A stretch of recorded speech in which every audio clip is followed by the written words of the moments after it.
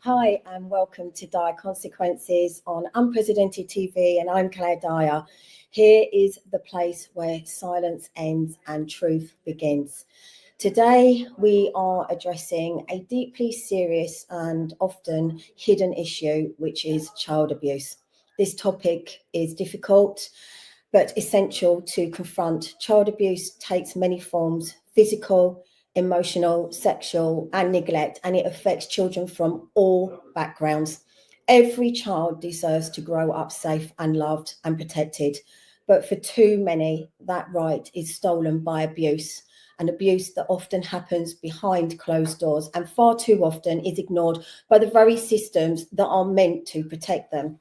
The truth is hard but necessary. Our institutions, from social services to the courts, are not doing enough. And in many cases, they are failing survivors. And in some, they are complicit. Survivors are dismissed, abusers are shielded, and justice remains heartbreakingly out of reach.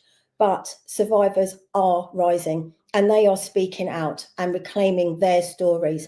They are demanding change, and they are exposing the cracks and refusing to be silenced. My guest today is one of those voices, a survivor of child abuse herself, who is now a powerful advocate campaigning for justice, not just for themselves, but for every child who's been hurt, ignored, or betrayed. This conversation will challenge you. It may make you feel uncomfortable, but it's the kind of truth we have to face, because protecting children isn't just a personal duty, it's a collective responsibility. So I'd like to welcome to the show today, Chris Tuck. Hi, Claire. Hi, how are you? I'm good, thank you. Thank you for having me on and giving me the platform to speak about Well, this topic that's often taboo. yeah, well, thank you for being here and for obviously, being willing to share your story. I mean, to begin, tell me a little bit about what motivated you to sort of, start speaking out and campaigning for justice. When I was 40, I launched my book, and that gave me the voice to speak up on behalf of other people. I just had this urge to tell my truth, to be able to be my authentic self. And that meant sharing everything that had gone before and the impact that I was living with that caused my breakdown at work. And then also using my voice and my experiences to have those conversations that are difficult so that we can help other people. Back when I launched my book 13 years ago, and even today, when we know it's still going on in many homes as Yeah, well as many organisations. yeah, because obviously you are a victim yourself. Yes. I don't know if you feel comfortable about talking about anything that you went through that obviously puts you in a position to be able to understand more than most people what it actually feels like. Yeah, 100%. I mean, I've got a very long story, so I'm going to make it quite short and succinct. So I grew up in three domestic violence households: my mum and my dad and my stepmum, my mum and my stepdad, and all three of those relationships were domestic violence. Okay. So we were witnessing things that we should never have witnessed. Mm. Whilst all of that was going on in those three different households, I and my siblings, we all suffered varying degrees of mental, emotional, physical abuse, some of us sexual abuse. Wow. And because we come from a poor home, we weren't fed, we were starved by one of those households. We then went to school and we were bullied at school because of what we looked like and because of what we smelt like, because we were neglected. And unfortunately, I had the birth name of Oliver. So you can imagine how that was used in the playground against us. How old were you when this started? My mum left her domestic violence relationship with my dad when I was 7. Okay. So from the age of 7 to 15 and a half, that was all marred by abuse in all different forms And collectively. have you got siblings as well? Yes, I've got 5 siblings. So was it all of you? Yeah, to varying degrees, yes. No. And did not one of you ever attempt to speak out or say anything? You just kept it quiet. No, we all spoke out. So you did speak out. I personally spoke out at school, to the police, and to social services when they were in our lives. So I spoke out. And what happened? So I was sexually assaulted by someone outside of the family home at the age of 9, and that went to a local police station. And back then, they didn't have any forensic sites like they do now, that if you were sexually assaulted or raped today, you would go to a sexual assault centre. We used to have the internal investigations happen at the police station. So back in 1979, I had an internal investigation of examination of myself at the age of 9 at the police station.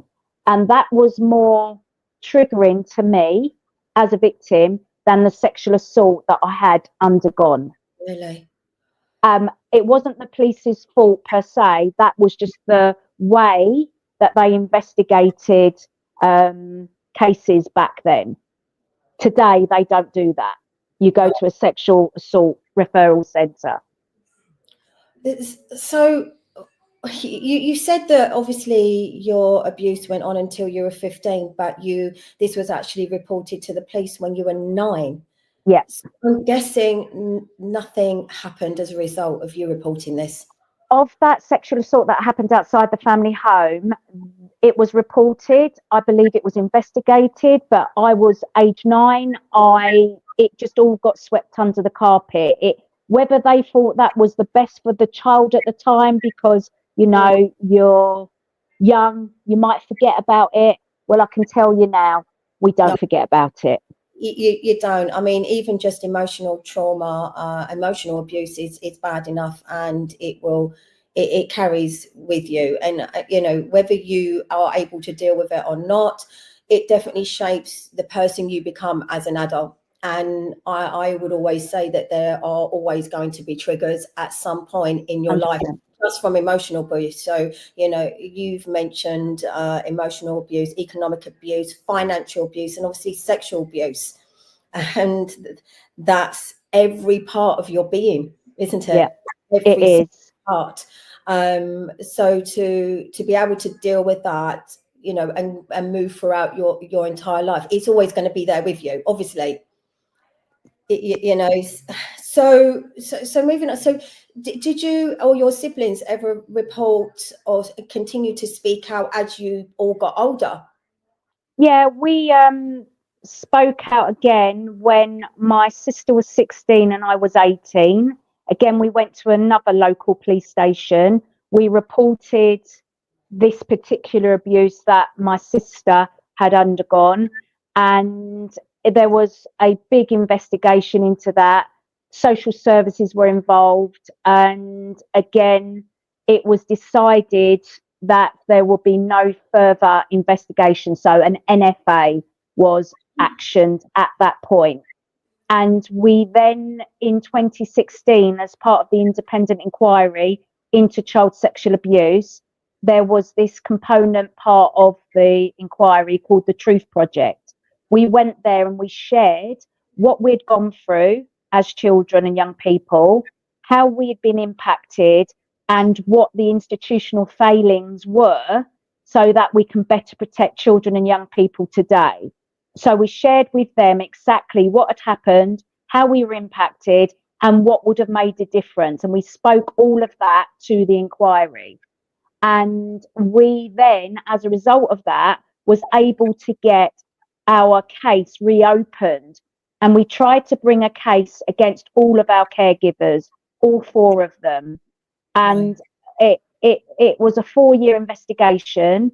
And yet again, even though we went through the victim's right to review process right to the nth degree, it was no further actioned. There was some evidence that turned up from 1988 multi-agency meeting that had happened. And throughout this report that we've got, I've got it in black and white sitting in a file, it clearly shows that sexual abuse had happened. It clearly shows the circumstances, and it clearly shows that the MASH team, most of them, said that it happened, children were at risk, but no further action was the outcome of that 1988 Yeah, this report. is what I find so hard to kind of get my head around or even understand. Like, we know that this situation happens, but this has been obviously reported, and as you said, the MASH team, social services, and yet they did nothing. And yet we do know all too well of cases where, you know, social services are actually taking children out of good homes. It's almost like they're taking the wrong children. They're leaving children in, you know, environments of where there's obviously abuse, but taking children out of loving family homes. And we know it happens, but it's just, you just can't get your head around it. And so many people don't believe that this actually happens. So why do you think that they NFA'd this? They said, so the CPS have always said, and we got it in writing again, that there was enough evidence, but it wasn't in the public interest. Now, there's only one way that I can take that, and that is that it would cost too much money to put this particular person through the court system. Right. And for the outcome that it would have given, which would have probably been a suspended sentence, because we all know that sexual assaults, depending on the severity of the sexual assault, rape, whatever it was, you get a predetermined sentence. So I think that they've never said this, but my understanding is if there is enough evidence, but it's not in the public interest, i.e. there wouldn't have been a sentence at the end of it that would, what's the word, counterbalance the cost of it. I can't get past the whole not in the public interest. I know. How in your interest for I know. how it makes you so angry, and yet you'll have somebody go to court, you know, be charged, go to court and be found guilty of posting hurty words on social media, and that's in the public interest. But taking abusers off the streets clearly isn't in the public interest, so they can just carry on to go on and abusing more and more people, because it's clearly there's some kind of issue there. I want to talk to you about the Truth Project, but I'm just going to mention that you know, a lot of this comes down to maybe a cycle of abuse, so intergenerational trauma, learned behavior, unprocessed trauma of their own, mental illness. I mean, now we're being made to accept MAPS, so minor attracted person, which I will never accept that. In my eyes, that is what you're trying to justify, having a perversion towards children. It's almost like they're trying to desensitize us to this and normalize it. So yeah, clearly this obviously, in my opinion, goes right to the very, very top of a generalized opinion that none of this is in the public interest, because they just want to sweep it under the carpet and condone it and are actually complicit in it. So that makes me very angry. But I want you to tell me about the Truth Project, because you said 6,000 victims gave evidence. So why do you think that hasn't made any difference? I think it gave us a bank of evidence that wasn't in a court of law, but it gave us a bank of evidence that we can always go back to and refer to. And we've never had that kind of in-depth analysis of the impact of abuse in all its forms ever. Why has it not made a difference? I think because unless you've got the political will to make a difference, then you can bury it or you can use it. And I am of the belief at the moment that all governments are not seeing this as a serious public health endemic epidemic. It affects at least 1 in 4 people, and that is just the tip of the iceberg. I I So, I was looking at just obviously some statistics, yeah, and they do come from the NSPC, yeah, and they claim that in the last 5 years, an average of 56 child deaths by assault. I mean, I would hazard a guess it's more than that, but most yeah. of them will be under the age of 1 that are more likely to be killed, followed by 16 to 24-year-olds. And you know, their claim is that 1 in 20 children in the UK have been sexually abused, but they're only the statistics of what have actually been, I'm guessing, obviously reported, and what they have on their database. So that number is probably actually far higher. Well, the Centre of Sexual Abuse Expertise, Claire, they say that 500,000 new cases of child sexual abuse happen every year. Every year. And I know from my own research and being on this inquiry for 8 years and all the work that I do, and the statistic that come out of the November 2015 inquiry into intrafamilial abuse, only 1 in 8 children are known to the authorities. So that shows you how prevalent Yeah. abuse is in all its forms. Is this the same one that you served on the panel with? And So the you spoke in 2015, Parliament as well. You also, pardon, sorry, you also spoke in Parliament earlier this year I did, yeah, about, but about the public inquiry recommendations, wasn't it? yeah. So And 2015 was the intrafamilial inquiry. So that was just finishing as the inquiry into institutional failings mm, started. And ICSA, Independent Inquiry into Child Sexual Abuse, was looking at all inquiries that were ongoing and taking their findings into their inquiry so that they were completely up to date with everything that's ever been published around child sexual abuse. yeah, So, what I spoke about this year in Parliament was the lack of action on the 20 recommendations in the final report that was published in November 22.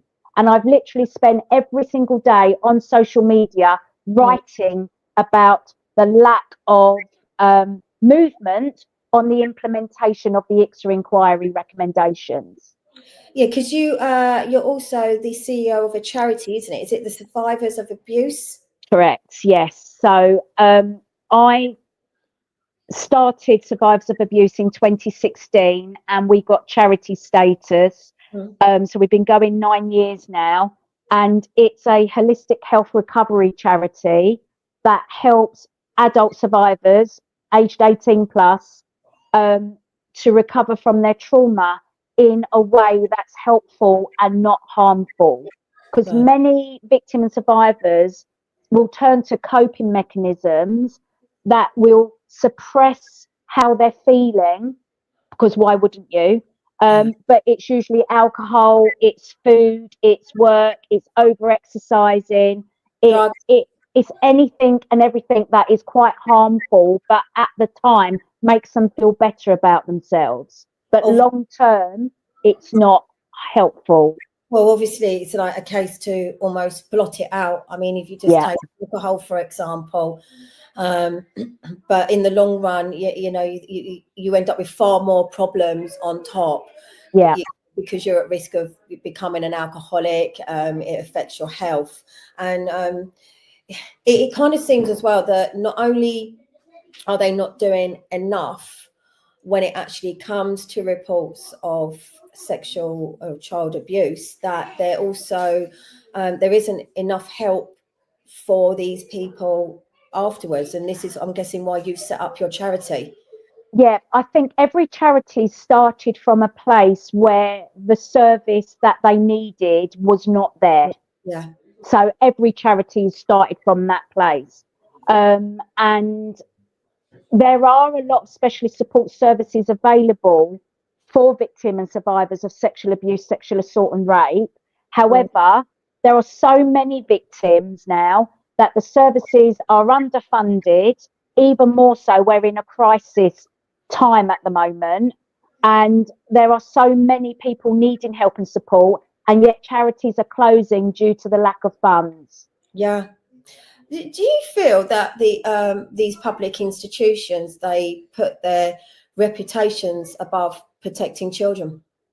100%, and that is one of the key findings of the ICSA inquiry. And to be blunt, every inquiry that I've ever read about, they always say in part of the inquiry that they found that reputation came before protection. I don't understand. I have an opinion, but I don't understand why we now even more so, because you think, years ago, this kind of thing, it just wasn't talked about. No. But now it is being talked about. Yeah. And people are trying to highlight it, and more and more people are speaking out via social media. But yet it seems even more so now we have a culture of silence and cover-ups, that it actually feels worse than it did years ago, because when victims weren't speaking out and talking about it, you could claim ignorance. And obviously we now have Prince Andrew up on the screen, because kind of where I'm going with this, where you say the public, I think they do cover things up. I think these institutions do put their reputations above the interest of children or anybody who's been a victim, but also complicit. And as I say, talking about culture, when you have the likes of Prince Andrew and Hugh Edwards getting minimal sentences, it's I'm going to put out there that, is it kind of to cover up, not cover up, but more people are speaking out, so it's like they're going more out of their way to desensitize us to it and condone it. What do you think? I just think that in my world, all we do is talk about child sexual abuse, exploitation, rape, whatever it is. We just talk about it all of the time. So I think some people are getting desensitized to it, and some people think it's not happening to me, it's not happening in my environment, so I don't need to worry about it. The fact is, every single child that I know of is online now. Yeah? Yeah. They are open to being groomed and to ultimately be abused if they're not being safeguarded. So it's really important that every parent wakes up and acknowledges that their child could potentially be at risk if they don't step in and know what their children are tapping into in their gaming world, in their friendship world, and all of these apps that are live, Snapchat, all of them. Yeah, it's a real threat.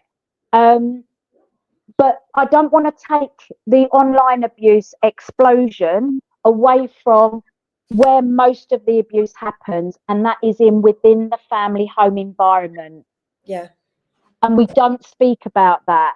We go, oh, look, grooming gangs. Oh, look, online abuse. Oh, look, blah, blah, blah. And I'm saying, yes, let's look, but don't forget about the family home environment, because that is where most of it takes place. We do actually have, I think, a video of, I want it to be played, of Susan Hall confronting actually the Mayor of London about grooming gangs, because I think it's quite significant, really. Well, it's topical, isn't it? Yeah. Well, it's significant in where I'm kind of going to go with it, because I kind of feel that when you have leaders like this dismissing it and not answering it, it is sending out a message to people, even like myself as a parent, that we are condoning this.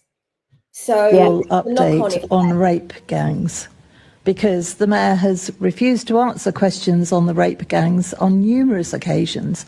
And I'm sure every one of us wanted to hear his update. So, Mr. Mayor, are you not able to give us an oral update on the rape gangs in London? We've had this conversation.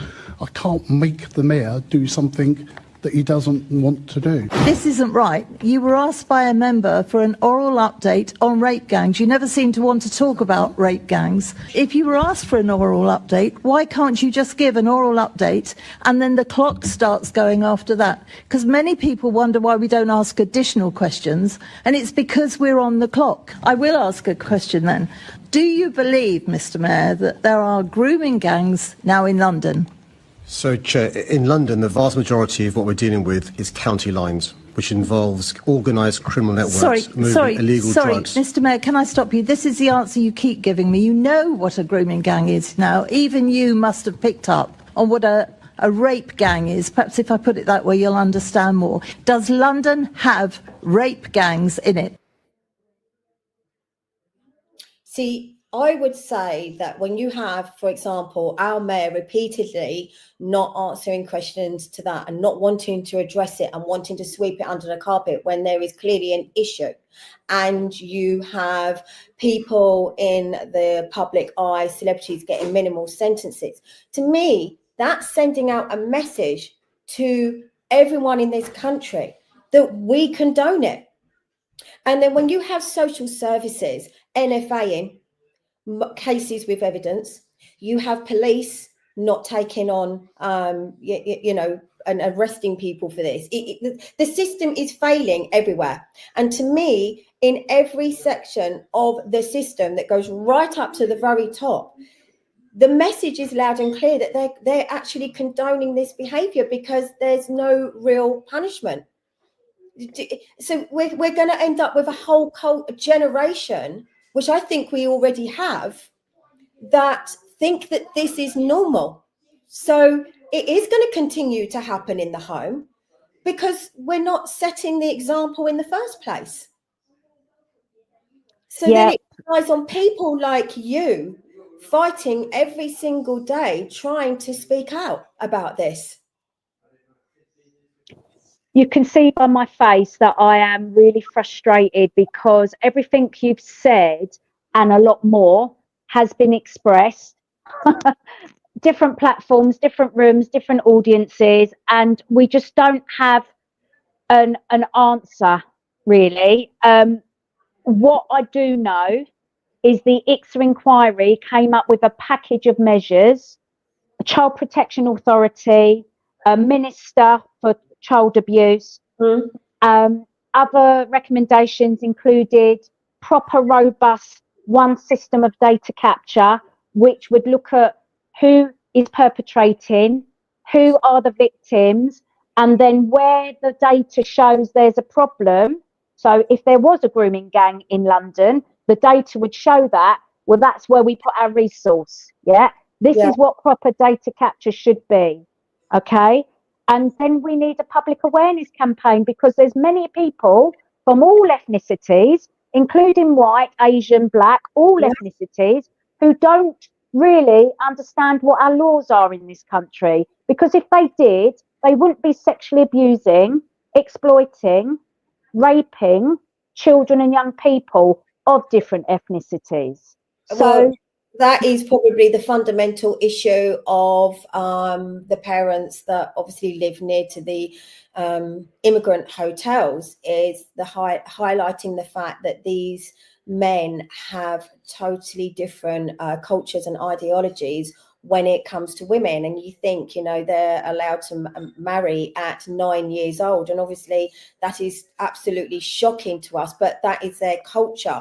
And when they are here, unfortunately, they don't seem to understand, as you said, our laws. But it seems that even people that are born and bred here seem to not understand these laws. We are going to just quickly go to a quick break. We're talking to Chris Tuck, a child abuse survivor. And we're just going to have a quick advert with Mark Oaten and our very own Lembit O'Peak's new show.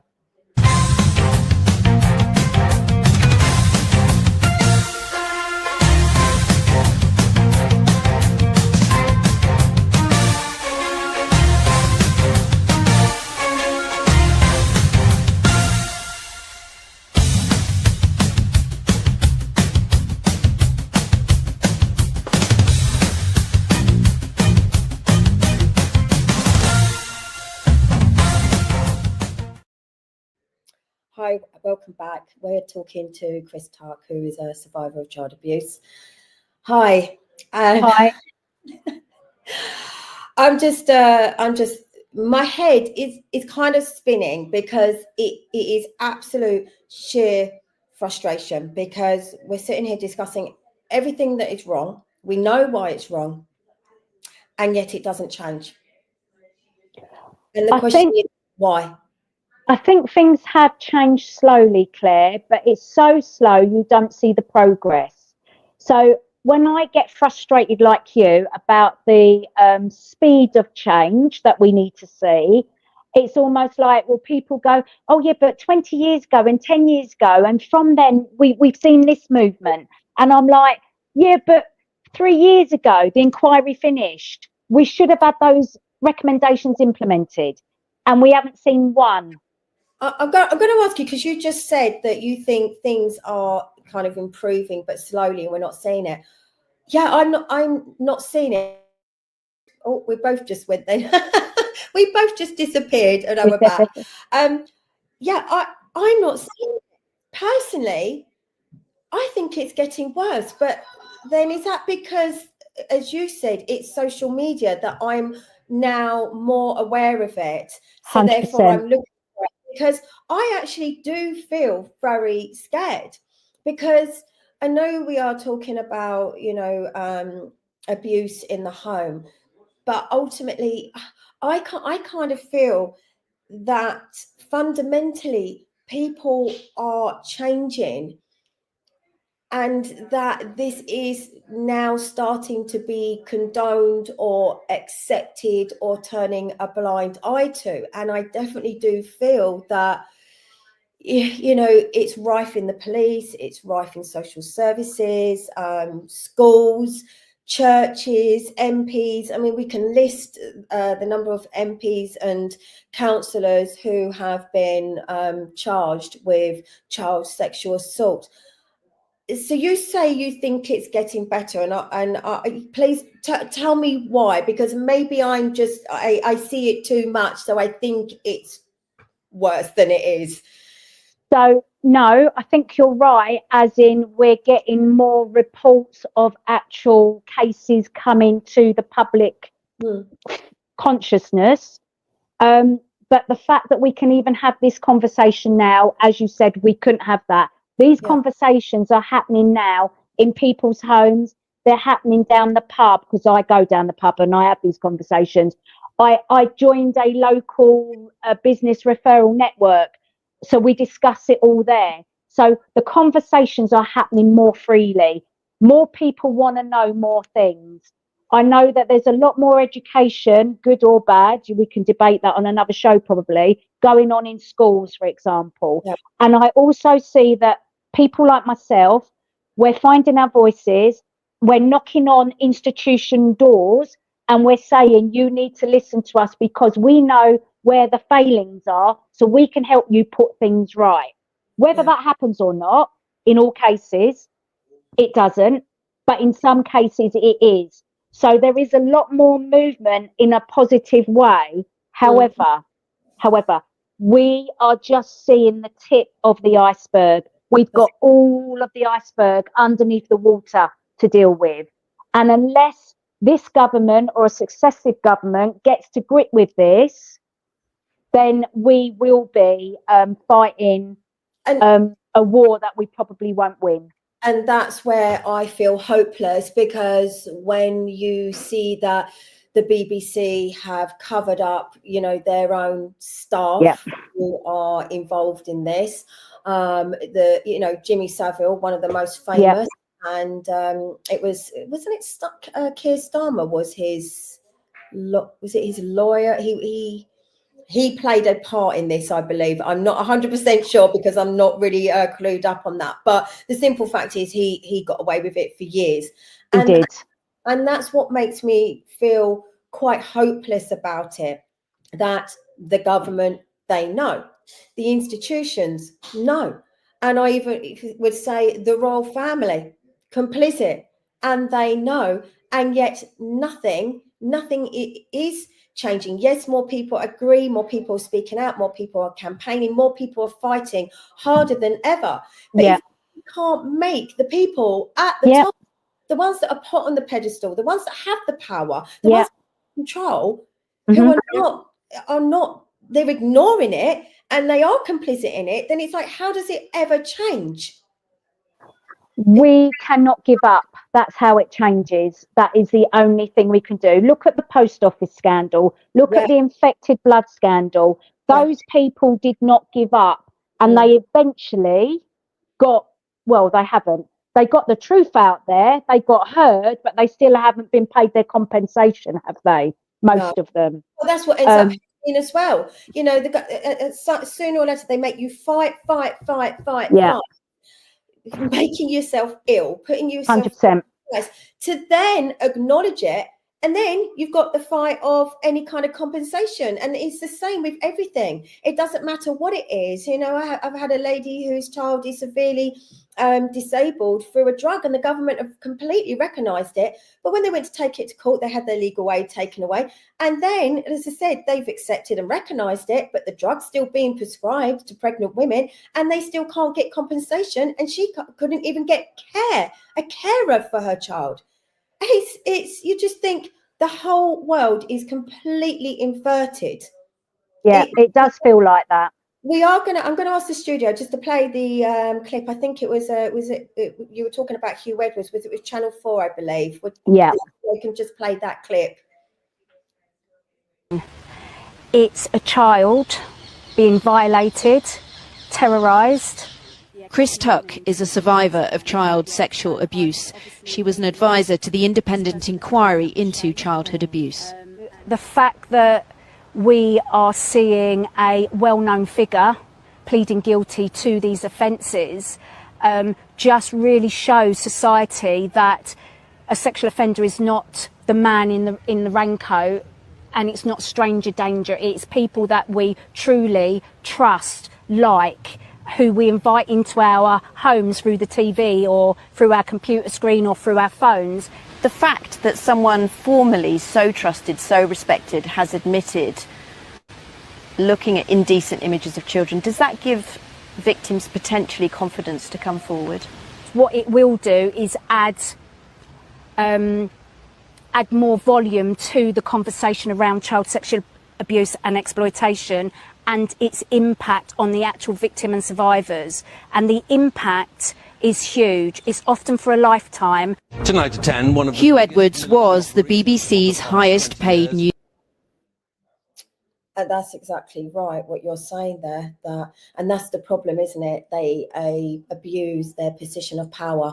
And that doesn't matter whether it's Hugh Edwards, who is a well-respected newsreader, or it's a celebrity that you're in awe of, or it's your parents 100%. who you trust and love. And when you are a child growing up, you don't know any different, because you couldn't believe for 1 second that your own parents or even a family member could do this to you. That maybe in your head you think, oh, this is love, or is it something that I've done, or I've got it wrong, or I'm crazy, or there's something wrong with me. And not only that, Claire, you've got to understand that a child's brain is developing, and they don't often have the conscious awareness of even to question what you've just questioned. You can only question that as an adult when you get the intellect to do that questioning, to actually understand that what you went through, even though it was normal for you, it was not normal for someone who was in a loving, caring, nurturing environment. Yeah. And I think for probably some children, they can almost believe that it's normal because they're different. And then for those who feel in their body, because they don't have the capabilities to process it, can feel that maybe it's wrong. And as you said, you know, they hold on to all of that for years and years and years. And then when they finally have that recognition that, oh my God, this was wrong, and my parents did this to me, or whoever did this to me, you know, whether it is whoever, to a child, to go through all of that and then have that realization. It's like they've got to relive it all over again. Well, you question yourself. You're like, did I invite that? Was it my fault? Did it only happen to me? So there must be something wrong with me. But often if siblings within a family are all abused, sometimes you don't know that the one above or the one below is being abused. If it's just you, you might think that you're being abused and you're protecting the others. And more often than not, you all find out that you all were all abused and you all were trying to protect each other. So that's in some families, Claire, but in other families, there could just be one child out of 2 or 3 that's being abused, and the other 2 are not being abused. So those 2 that haven't been abused find it really difficult to understand that the one that has been abused, are they lying? Because it didn't happen to me. So there's so many different dynamics and complexities of abuse within the family home. Yeah. And I am kind of just reeling for it, because I just think this all just comes down to the way our institutions handle it in every capacity, from not being taken seriously to charges never coming about, or if charges do, CPS dropping cases, social services dismissing the claims. As I said, I don't have a lot of trust in social services anyway, because I do believe they take the wrong children from loving homes and leave children actually in abusive homes, up to, Crown prosecution services. I just, as I said, and then right to the very top, our MPs and our government. It's just, they're not doing enough to change it. Can you just tell me a little bit more about what your charity actually does? Because you've linked it. You have also a health and fitness attached to this, don't you? Sorry, you have is it West Wickham Health and Fitness? Correct. Yeah. So when I had my breakdown, so I was a chartered management accountant doing very well in a career. I'd left my childhood behind. I was now responsible for myself and my future. And I'd blurred and locked out everything that ever happened. And when I had my breakdown at work, I was like, why? Because I'm married, I've got money in the bank, I've got a roof over my head, I've got my baby that I've always wanted. I should be really happy. What has caused all of this? And it's only through hindsight that I realised that it was the childhood trauma because of all of the abuse that I'd gone through. And that led me on a journey to becoming a health and wellness fitness coach and learning about trauma, and then creating an 8-week program that's based on mindset, nutrition, fitness, movement, sleep, all the things that you need for good mental, physical, emotional health and well-being. So that 8-week course is now what we facilitate through survivors of abuse, and it's free to victim and survivors.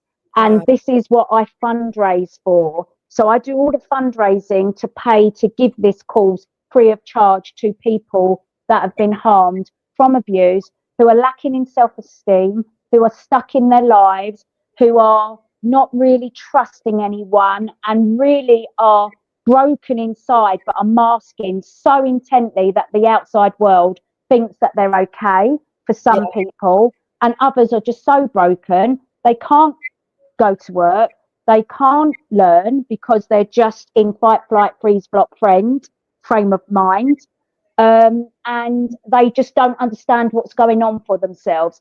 And what I want to say clearly to everybody that's gone through any type of abuse, if you're suffering symptoms that are holding you back in your life, and you are turning to coping mechanisms that are harming you and not helping you, you are probably stuck in a trauma cycle, and you are probably going to need an intervention whereby you need to really look at what's going on for you, what's causing your symptoms, and then putting things in place that are going to help you fulfill your potential and not keep harming you. Because if we don't put these health interventions in place, Claire, what happens if you look at the long lasting impacts of abuse?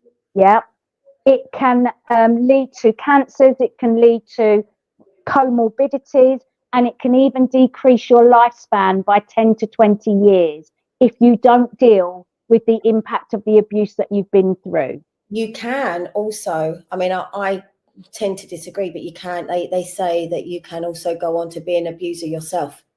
Yeah. Can we dismiss that myth right now, please? Personally, I would say that actually you will do absolutely everything possible to not do that. You would want to be the absolute complete opposite. And if you ever showed any signs that you were even heading that route, you're giving yourself a slap, you know, unless it's some kind of genetic disorder. But so what is true, Claire, that I found from the research and the conversation? Book that you've written that we've just got up on the screen, isn't it? Yeah, that's my autobiography. Yeah. So that's your life story. Yeah. And my brothers and my sister wrote chapters in this book as well. So it's shining a light on boys and girls and the impact on each of us, and how we come to understand each of our impact. Yeah. So sorry, you were just saying about the truth. About the myth. What is true from the conversations that I've had is that abusers often have abuse in their background. Right. And that is completely different to if you have been abused, you will go on to abuse. Yeah. So how many people, I just want to ask, how many people has your charity helped so far? So in person, over 100, and we've done that over 14 8-week courses. Yeah. And in online, through public awareness campaigns, through holding events up and down the country, through voicing CSA with Philip Lafferty, thousands. Yeah, because we are nearly running out of time. Okay. I know it goes quick, doesn't it? It does, yeah. You could just keep talking. My biggest concern is, and I have mentioned this before, is that I am very, very scared that due to everything that we have talked about, we are going to have a whole generation of teenagers and young adults, and I'm seeing it currently because I have 2 teenagers, where you have a generation of boys that are quite narcissistic, kind of emotionally abusive with girls, the whole emotional blackmail. They're not afraid to cry, to exert some power and control over them. But we have a whole generation of girls who think that this is normal. They think to have boys be all hard and bad boy on them and controlling and questioning them and dictating to them is acceptable behavior, and they're allowing it. And I don't know where this lack of self-worth is coming from in young girls. And I also don't understand why we have a whole generation of young adults, male young adults, behaving like this. And as I said, I've got 2 teenage daughters, and I am kind of seeing this across the board.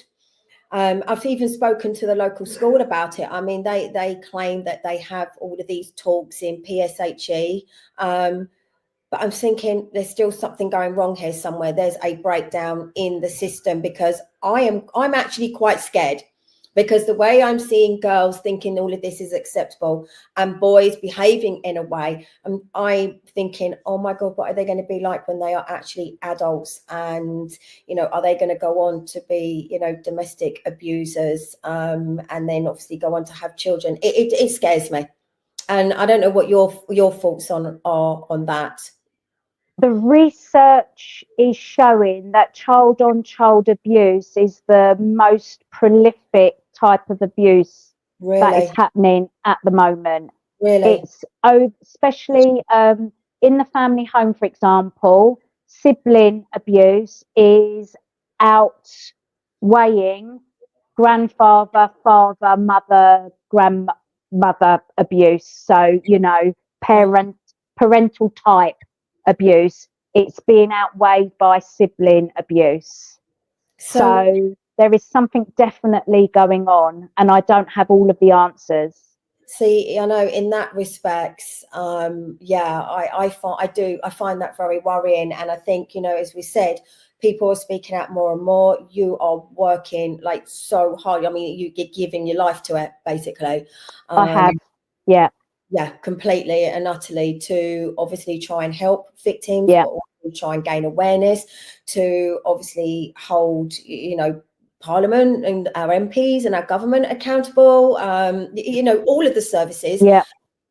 I'm going to go back to finish off. I'm sorry, I'm going to go back to the same thing and say, unfortunately, I believe that our mainstream media, our programs, our celebrities that we put on pedestals, our newsreaders, our MPs, our governments, our entire institution are turning a blind eye. They're condoning it and they're complicit in it. And I think that is fundamentally where it's going wrong, because I think if they were to actually stand up and make changes, then things possibly would change. We need that cultural shift where we put children and young people first when it comes to protecting them from these harms. And that means making sure that we implement the recommendations from ICSA plus more. That's just the foundation. Yeah. Thank you for coming on. Just before you go, so basically your charity is the Survivors of Abuse charity. Yeah. And your website again is survivorsofabuse.org.uk. Right. So if anyone who watches this is watching, you can get in touch with you, and you'll be there ready to help. Sorry, go on, carry on quickly. No, I'm just saying, hopefully we will be there, but we would love some funding from someone who would love to get involved with our cause. That's the thing, isn't it? You know, if people aren't prepared to actually physically step up, then, you know, there are so many ways in which people can help. Yeah. And you know, this is the problem with the world. People have got a lot to say about a lot of things that they're not happy with, but not many people are prepared to put their head up above the parapet and step up and actually do something. And you are definitely one of those people that is prepared to do that. And so, yeah, I mean, I would make that appeal that anybody who wants to donate to your charity is more than welcome, because you are doing this for free and you're doing it for the love of obviously wanting to change things. And I'm sorry, that's all we've got time for, Christine. I understand. Thank you. Thank you so much for coming on. You're welcome. Thank you. Thank you for telling us your story and everything that you're doing. So to everyone else, thank you for joining me today, and a special thank you to Chris Tuck, not just for sharing her story, but for her courage and strength and unwavering fight for justice, you know, day in, day out. I know she's not going to give up. What we've heard from her today is more than personal, it's political, it's systemic, and it is urgent. I honestly feel it's really urgent. The truth is, survivors should not have to become activists just to be believed, and they shouldn't have to fight over and over a system that is supposed to protect them, but still they rise up. If you're watching and this conversation has stirred something in you, please don't turn away. Don't let this be just another story. Let it be a spark. Support survivors, support Chris's